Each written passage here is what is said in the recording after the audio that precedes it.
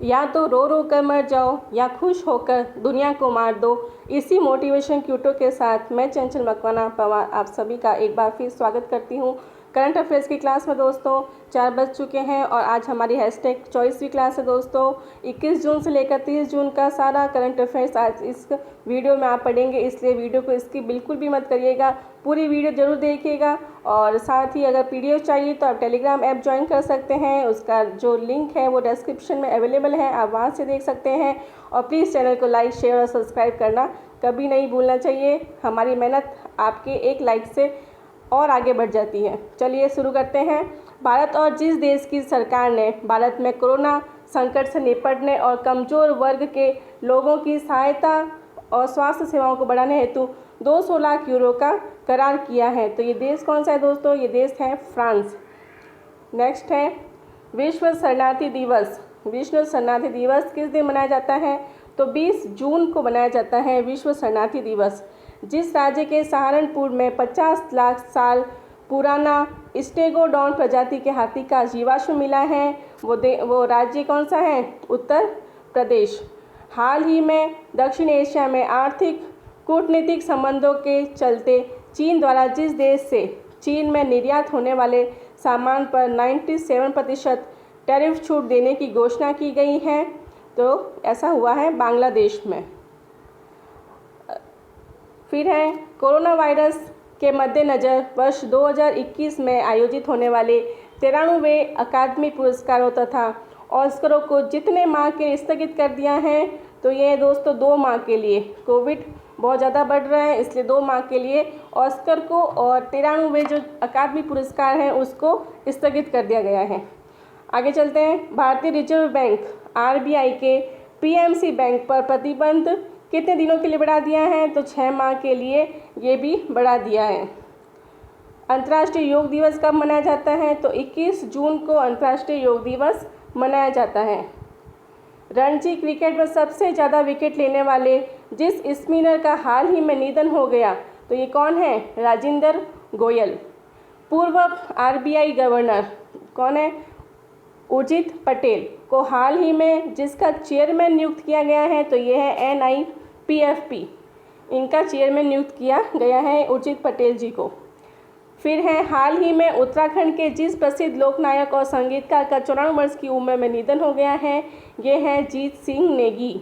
जीत सिंह नेगी, इनका अभी निधन हुआ है। आगे चलते हैं। माली गणराज्य ने NTPC को जितने मेगावाट क्षमता वाले सोलर प्लांट के विकास के लिए परामर्श परियोजना का अनुबंध दिया है, तो ये है 500 मेगावाट। ठीक है। जिस देश के इस्लामिक रेवोल्यूशन गार्ड कॉर्प्स ने घोषणा की है कि वह अगले साल 5 मार्च तक हिंद महासागर में अपना स्थायी सैन्य अड्डा स्थापित करेगा, तो ये देश है ईरान। केंद्रीय मंत्रिमंडल ने उत्तर प्रदेश के जिस शहर में हवाई अड्डे को अंतर्राष्ट्रीय हवाई अड्डे के रूप में घोषित किया जाने की स्वीकृति दी है, तो ये है कुशीनगर।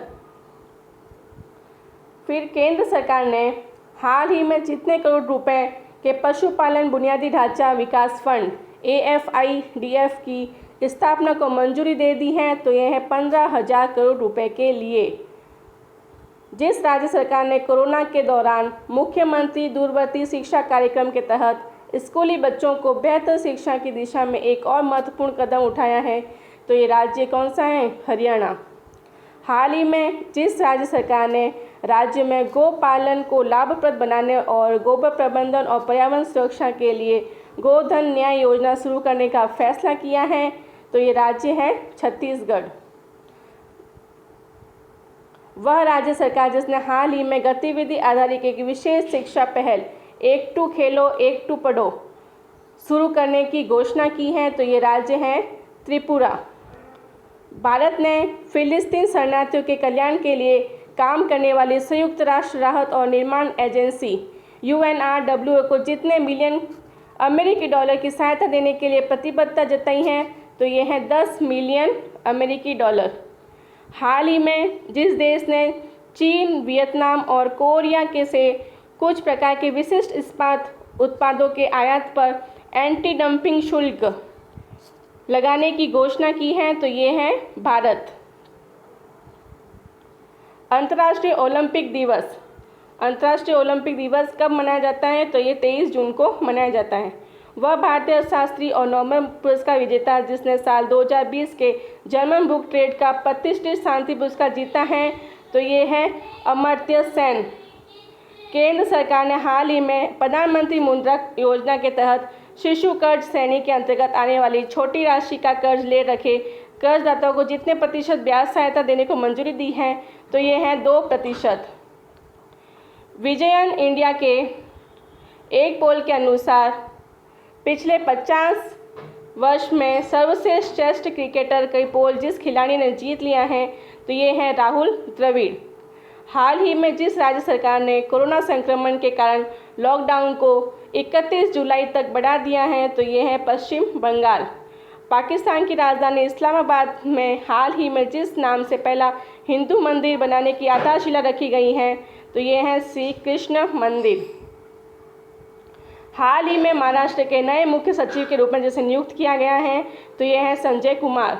हाल ही में जिस देश के भारत के बाहर पहली योग यूनिवर्सिटी खोलने की आधारशिला रखी है, तो ये है अमेरिका।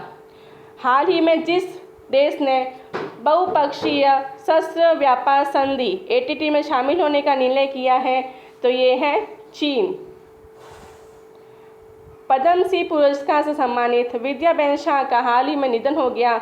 वे किस क्षेत्र से जुड़ी थी? तो ये सामाजिक कार्यकर्ता थी। विश्व बैंक ने हाल ही में जिस बैंक के लिए 1.05 बिलियन अमेरिकी डॉलर की राशि मंजूर की है, तो ये देश है बांग्लादेश। जिस विश्व हाइड्रोग्राफी दिवस का आयोजन जिस दिन किया जाता है, तो ये है 21 जून को। Mahanadi coalfield limited